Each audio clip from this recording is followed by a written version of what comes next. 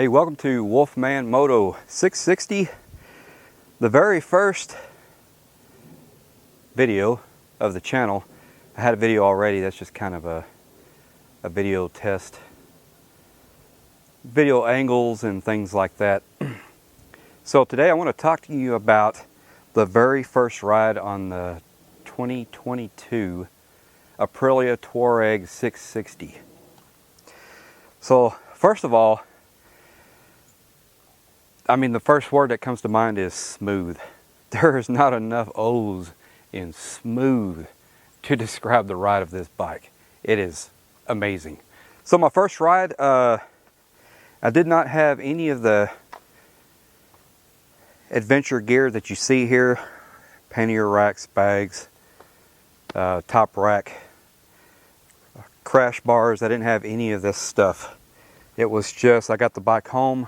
I went on an 82-mile route, just kind of out north and west of where I live, north of Fort Worth.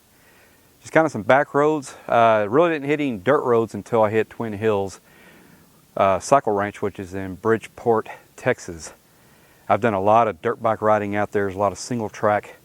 I basically just took this out there, went down a few trails just to kind of get a feel for it, and man, it felt great. This thing is so well balanced. Yeah, it's just well balanced. It doesn't feel top heavy at all.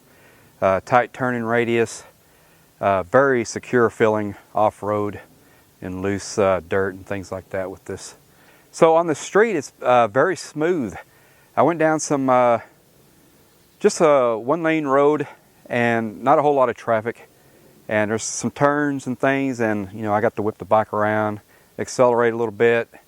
It felt really good. This is the main reason I went with the Aprilia Tuareg is because the street capability, it really is like riding an ultimate street bike, but then you can take it off-road and really do some heavy duty off-roading with this thing. You really can. So you get the best of both worlds. So this could be the unicorn of the adventure market, especially in that middle range. 450 pounds without all the gear, and that's pretty light, especially when the weight is down, low center of gravity. Makes it really easy to maneuver, really easy to ride. So real quick, I want to just kind of explain the name of this channel, Wolfman Moto 660. I think the 660 is kind of self-explanatory. It's the Tuareg 660. Wolfman Moto, that is kind of goes, well, it has to do with my dad. So my dad was a welder by trade. He was one of the top 10 welders in the world, and he worked all over the place.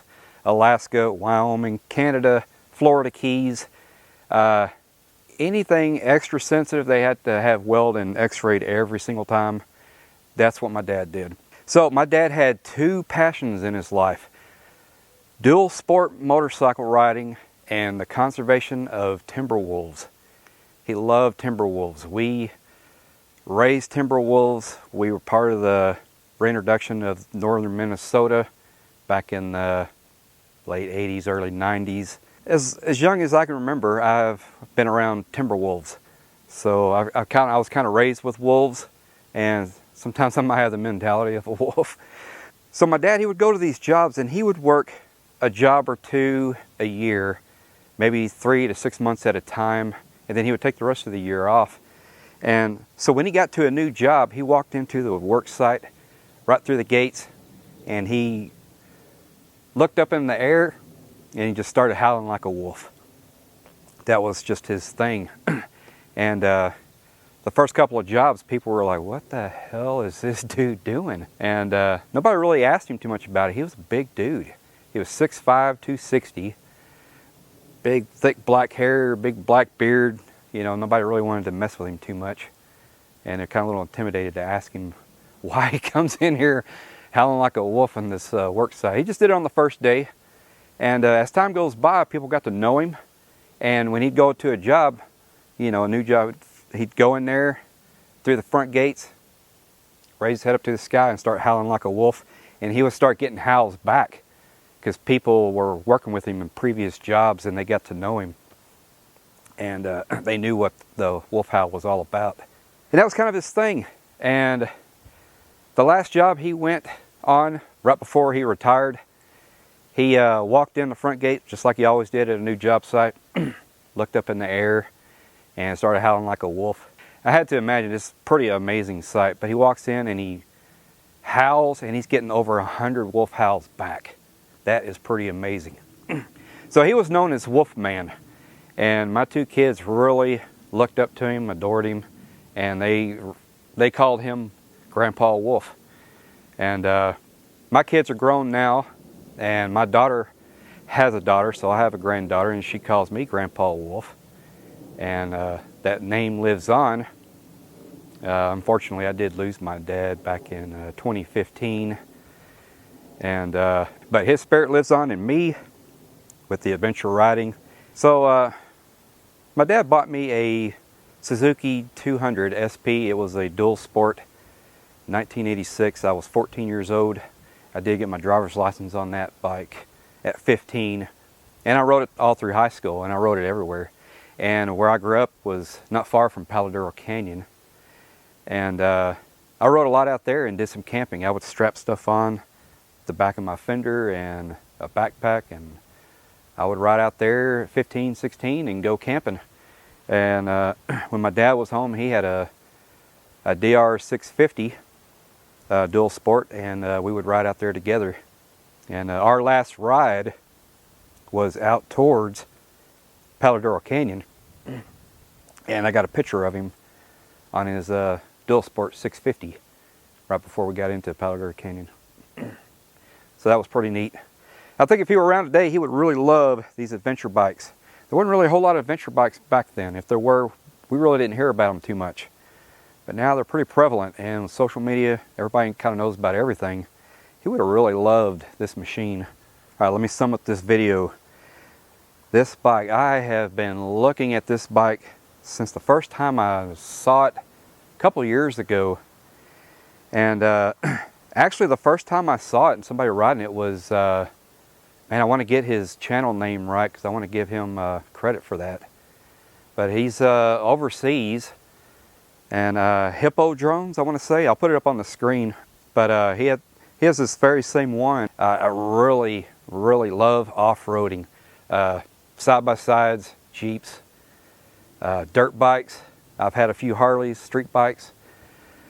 Street bikes is okay. I find myself more just wanting to get down the road to get to off-road stuff that I want to find adventures with. And so anyway, the Aprilia 660, the Tuareg, I mean, just fits what I want perfectly. I looked at the Yamaha Tuareg 700. It was at the top of my list. The KTM 790R and the 890R. The things with the KTMs, they were just a little bit too big and heavy. The Tuareg just seemed top heavy to me. Before I found this bike, I really considered just getting like a DR 650. You know, just basically a street legal dirt bike, and start doing this adventure. But when I saw this bike, I was like, man, this is it. This is what I want. So the next video you're going to see with this is all the accessories that we've added on to make this thing adventure worthy, get us down the road, camping, off-road, all that good stuff. I'm really excited about this bike and all the future adventures we're going to have on it.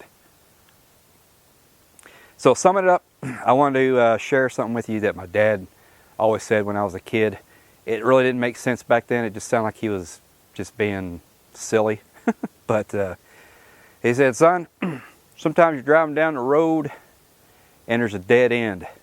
But when you got one of these, it turns into a live beginning, and that's when the adventure really begins.